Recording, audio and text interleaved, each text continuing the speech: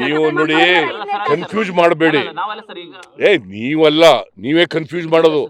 ಇದು ಟ್ಯಾಕ್ಸ್ ಕಟ್ಟದೇ ಇಲ್ದಿದ್ದವ್ರ ಕಾರ್ಡ್ ಕೂಡ ರದ್ದಾಗ್ತಿದೆ ಅಂತ ಯಾರು ಹೇಳಿದವರು? ಅಂಥವ್ರಿಗೆ ನಾವು ಯಾರಿಗೂ ಕೂಡ ಅನರ್ಹರು ಇದಾರೆ, ಅನರ್ಹರು ಮಾತ್ರ ರದ್ದು ಮಾಡೋದು. ಅರ್ಹರು ಇದಾರಲ್ಲ ಅವ್ರು ಯಾರಿಗೂ ತಪ್ಪಿಸಲ್ಲ. ಒಟ್ಟಾರೆ ಬಡವ್ರಿಗೆ ಕೊಡಬೇಕು ಅಲ್ವಾ? ಬಡವ್ರಿಗೆ ಕೊಡಬೇಕಲ್ವ? ಹೌದೌದು ಅಂತ ನನ್ನ ಜೊತೆ ಹೇಳ್ತೀರಿ, ಅಲ್ಲಿ ಬರೆಯುವಾಗ ತೋರಿಸುವಾಗ ಅವ್ರು ಹೇಳ್ದದನ್ನು ತೋರಿಸ್ಬಿಡ್ತೀರಿ. ಅಲ್ಲೇ ಆಯ್ತಮ್ಮ. ನಾವು ಬಡವರಿಗೆ ಸಹಾಯ ಮಾಡಬೇಕು ಅಂತ ಕೊಡ್ತಾ ಇರ್ತೀವಿ. ಅನ್ನಭಾಗ್ಯ ಕೊಡ್ತಾ ಇರೋದು ಯಾರ್ರಿ ಅನ್ನಭಾಗ್ಯ ಕೊಟ್ಟವರು? ಬಿಜೆಪಿ ಅವ್ರು ಕೊಟ್ಟಿದ್ರ? ಯಾವಲ್ಲ ಅವರು ಬಿಜೆಪಿ ಅವ್ರು ಕೊಟ್ಟಿದ್ರ ಅನ್ನಭಾಗ್ಯ? ಬೇರೆ JDS-ನವ್ರು ಮಾಡಿದ್ರ? ನಾನ್ ಮಾಡಿದ್ದು, ಸಿದ್ದರಾಮಯ್ಯ ಮಾಡಿದ್ದು, ಮುಖ್ಯಮಂತ್ರಿ ಆಗಿರುವಾಗ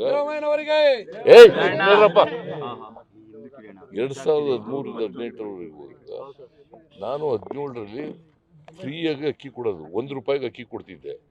ಆಮೇಲೆ ಫ್ರೀಯಾಗಿ ಕೊಡೋದು ಮಾಡಿದೆ. ಇದನ್ನ ಮಾಡಿದ್ರ ಬಿಜೆಪಿ ಅವ್ರು ಮಾಡಿದ್ರ? ಈಗ ಮಾತಾಡ್ತಾರೆ ಅಷ್ಟೇ. ಯಾವ ರಾಜ್ಯದಲ್ಲಿ ಮಾಡಿದರು ಬಿಜೆಪಿ ಅಧಿಕಾರದಲ್ಲಿರ್ತಕ್ಕಂಥ ರಾಜ್ಯಗಳಲ್ಲಿ? ಹಿಂದೆ ಯಾವ ರಾಜ್ಯದಲ್ಲಿ ಮಾಡಿದ್ರು? ಗುಜರಾತ್ನಲ್ಲಿ ಮಾಡಿದ್ರ? ಮಧ್ಯಪ್ರದೇಶದಲ್ಲಿ ಮಾಡಿದ್ರ? ಉತ್ತರ ಪ್ರದೇಶದಲ್ಲಿ ಮಾಡಿದ್ರ? ಬಿಹಾರ್ನಲ್ಲಿ ಮಾಡಿದ್ರ? ಹರಿಯಾಣದಲ್ಲಿ ಮಾಡಿದ್ರ? ಎಲ್ಲಿ ಮಾಡಿದ್ರು? ಕೇಳಪ್ಪ, ಏಕಾಏಕಿನೂ ಇಲ್ಲ, ಏನೂ ಇಲ್ಲ. ಅರ್ಹರಿಗೆ ತಪ್ಪಿಸಲ್ಲ.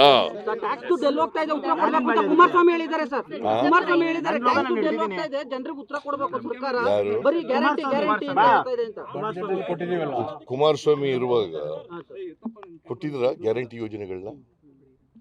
ಕೊಟ್ಟಿದ್ರೇನ್ರಿ? ಮತ್ ಕುಮಾರಸ್ವಾಮಿಗೆ ಯಾವ ನೈತಿಕ ಹಕ್ಕಿದೆ ಮಾತಾಡಕ್ಕೆ? ಗ್ಯಾರಂಟಿ ಅಂತ ಇದೆ ಸರ್ಕಾರ, ತೆರಿಗೆ ಕೊಟ್ಟಿರೋ ಜನರಿಗೆ ಯಾರು ಹೇಳಿದ್ರು? ಕೇಳ್ರಿ, ಅಲ್ಲಿ ಮಾತಾಡ್ಲಿ ಅವರು. ಡೆಲ್ಲಿನಲ್ಲಿ ನಾವು 4.5 ಲಕ್ಷ ಕೋಟಿ ಒಂದು ವರ್ಷಕ್ಕೆ ತೆರಿಗೆ ಕೊಡ್ತೀವಿ. ಎಷ್ಟು? 4.5 ಲಕ್ಷ ಕೋಟಿ. ನಮ್ಗೆ ವಾಪಸ್ ಬರೋದು ಎಷ್ಟು? 59,000 60,000 ಕೋಟಿ. ಇನ್ನು ಉಳಿದ ದುಡ್ಡೆಲ್ಲ ನಾವು ₹1 ಕೊಟ್ರೆ ನಮಗೆ ಬರೋದು 14 ಪೈಸೆ. ಇನ್ನು ಉಳಿದದೆಲ್ಲ ಕೇಂದ್ರ ಸರ್ಕಾರ ಉಳ್ಕೊತದಲ್ಲ, ಅಲ್ಲಿ ಕೊಡಿಸ್ಲಿ ರಾಜ್ಯಕ್ಕೆ. ಬರೀ ಮಾತಾಡೋದ್ರ ಪ್ರಯೋಜನ ಏನಂತೆ? ಇವ್ರು ದೇವೇಗೌಡರಾಗಲಿ, ಇವ್ರ ತಂದೆಯವರಾಗಲಿ, ಇವರಾಗಲಿ ಯಾವತ್ತಾರು ಕರ್ನಾಟಕಕ್ಕೆ ಅನ್ಯಾಯ ಆಯಿತು ಅಂತ ಮಾಡಿದಾರ? ಈ ವರ್ಷ ನಬಾರ್ಡ್ನಲ್ಲಿ ಹೋದ ವರ್ಷ 5,600 ಕೋಟಿ ರೂಪಾಯಿ ಕೊಟ್ಟಿದ್ರು ನಬಾರ್ಡಿಂದ ರೈತರಿಗೆ ಸಾಲ. 4% ಸಾಲ ಕೊಡ್ತಾರೆ. ಈ ವರ್ಷ ಎಷ್ಟಿದೆ ಗೊತ್ತಾ? 2,340 ಕೋಟಿ. ಇದು ಅನ್ಯಾಯ ಅಲ್ವಾ? ಏನ್ ಮಾಡ್ತಾ ಇದ್ರು ಕುಮಾರಸ್ವಾಮಿ? ಹೇಳ್ರಿ. 5,600 ಕೋಟಿ ಹೋದ ವರ್ಷ ನಬಾರ್ಡ್ನವರು ಕೊಟ್ಟಿದ್ರು. ಈ ವರ್ಷ 2,340 ಕೋಟಿ. ಎಷ್ಟು ಕಡಿಮೆ ಆಯ್ತು? 58% ಕಡಿಮೆ ಆಯ್ತು. ಏನ್ ಮಾಡ್ತಾ ಇದ್ದಾರೆ ಇವರು ರಾಜ್ಯದ ಮಂತ್ರಿಯಾಗಿ? ಜೋಶಿ ಏನ್ ಮಾಡ್ತಾ ಇದ್ರು? ಅದನ್ನೆಲ್ಲ ಹೇಳೋದಿಲ್ಲ ನೀವು. 58% ಕಡಿಮೆ ಆಯ್ತು ಈ ವರ್ಷ. ನಾನು ಪತ್ರ ಬರೆದಿದ್ದೀನಿ ಪ್ರಧಾನಮಂತ್ರಿಗೆ, ನಿರ್ಮಲಾ ಸೀತಾರಾಮನ್ ಅವರಿಗೆ ಪತ್ರ ಬರೆದಿದ್ದೀನಿ. ಕಡಿಮೆ ಮಾಡಬೇಡಿ, ರೈತರಿಗೆ ಅನ್ಯಾಯ ಆಗ್ತದೆ, ಇದು ರೈತರ ದ್ರೋಹದ ಕೆಲಸ, ಮಾಡಕ್ ಹೋಗ್ಬಿಡಿ ಅಂತ ಹೇಳಿದ್ದೀನಿ. ಈಗ ನಾವು ರೈತರಿಗೆ ಕರ್ನಾಟಕದಲ್ಲಿ ನಾನು ಅಧಿಕಾರಕ್ಕೆ ಬಂದ ಮೇಲೆ 5 ಲಕ್ಷದವರೆಗೆ ಫ್ರೀ, ಬಡ್ಡಿ ಇಲ್ಲ ಸಾಲ ಕೊಡೋದು. 10-15 ಲಕ್ಷದವರೆಗೆ 3% ಮಾತ್ರ ಸಾಲ ಕೊಡೋದು.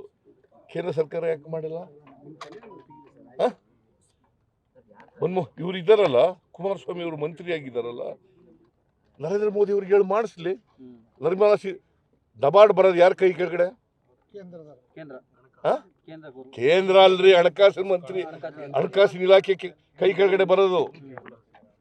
ನಿರ್ಮಲಾ ಸೀತಾರಾಮನ್ ಏನ್ ಮಾಡ್ತಾ ಇದ್ದಾರೆ? ನಿರ್ಮಲಾ ಸೀತಾರಾಮನ್ ಅವರು ಅಪ್ಪರ್ ಭದ್ರಾಕ್ಕೆ 5,300 ಕೋಟಿ ಕೊಡ್ತೀವಿ ಅಂತ ಹೇಳಿದ್ರು. ಕೊಟ್ರ? ಬಜೆಟ್ ನಲ್ಲಿ ಘೋಷಣೆ ಮಾಡಿದ್ದು ಮತ್ತು ಈಗ ಮನಮೋಹನ್ ಇವ್ರು ಏನು ಮಾಡ್ತಾ ಇದ್ದಾರೆ, ಕುಮಾರಸ್ವಾಮಿ ಅವರು, ಜೋಶಿ ಅವರು ಏನು ಮಾಡ್ತಾ ಇದ್ದಾರೆ? 23-24 ಬಜೆಟ್ನಲ್ಲಿ ಘೋಷಣೆ ಮಾಡಿದ್ರು 5,300 ಕೋಟಿ ಕೊಡ್ತೀವಿ ಅಂತ. ಅದಲ್ಲದೆ 15ನೇ ಹಣಕಾಸಿನ ಆಯೋಗ 11,495 ಕೋಟಿ 11,595 ಕೋಟಿ ಅನೌನ್ಸ್ ಮಾಡಿದ್ರು. ಎಲ್ಲಿ ಕೊಟ್ಟರು?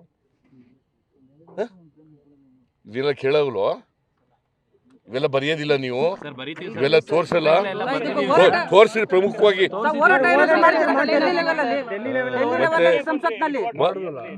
ಕುಮಾರಸ್ವಾಮಿ ಹೇಳಿದ್ರೆ ಕೇಳ್ತಾ ಇದ್ದೀರಿ. ಅಲ್ಲ ಸರ್, ನಾವು ಕೇಳಿದ್ರೆ ಸರ್ ಜನರು ನೋಡ್ರಿ, ಅಲ್ಲ ಸರ್, ಜನ ನಾವು ಹೇಳ್ತಾ ಇದ್ದೀರಾ? 56,000 ಕೋಟಿ ರೂಪಾಯಿಗಳ ಗ್ಯಾರಂಟಿಗಳು ಕೊಡ್ತಾ ಇದ್ದೀವಿ. ಎಷ್ಟು? 56,000 ಕೋಟಿ ರೂಪಾಯಿಗಳ ಗ್ಯಾರಂಟಿ ಕೊಡ್ತಾ ಇದ್ದೀವಿ. 56,000 ಕೋಟಿ ವರ್ಷಕ್ಕೆ. ದುಡ್ಡಿಲ್ಲ, ಟ್ರೆಜರಿನಲ್ಲಿ ದುಡ್ಡಿಲ್ಲ. ಹಾಗಾದ್ರೆ ಯಾಕೆ ಬೇರೆ ರಾಜ್ಯಗಳಲ್ಲಿ ಕೊಡ್ತಾ ಇಲ್ಲ? ಬಿಜೆಪಿ ಇರ್ತಕ್ಕಂಥ ರಾಜ್ಯಗಳಲ್ಲಿ ಯಾಕೆ ಕೊಡ್ತಾ ಇಲ್ಲ? Sir, ಹೇಳಪ್ಪ. in Maharashtra election also, Prime Minister Narendra Modi had drawn a comparison of guarantees from Karnataka, sir. Is the government also mulling over to file a case, all that misinformation that was spread there, which you had accused of? It is only to mislead the people of Maharashtra in order to get the votes of Maharashtra. He is telling lie. It is telling lie. It is a false advertisement given by the Maharashtra government. Maharashtra ಸರ್ಕಾರ ವಿರುದ್ಧ So will there be a case filed, sir? ನಾನು ಕಾನೂನು ಅದನ್ನು examine ಮಾಡಿಸ್ತಾ ಇದ್ದೀನಿ. ನಾವು ಅವ್ರ ಮೇಲೆ ಮಹಾರಾಷ್ಟ್ರ ಗೌರ್ಮೆಂಟ್ ಮೇಲೆ ಒಂದು ಸೂಟ್ ಹಾಕಕ್ಕೆ ಯೋಚನೆ ಮಾಡ್ತಾ ಇದ್ವಿ. ಯಾಕಂದ್ರೆ ಸುಳ್ಳು ಕೊಟ್ಟಿದ್ದಾರೆ ಅಡ್ವರ್ಟೈಸ್ಮೆಂಟ್. ಅದ್ರ ಬಗ್ಗೆ ಯೋಚನೆ ಮಾಡ್ತಾ ಇದ್ದೀವಿ.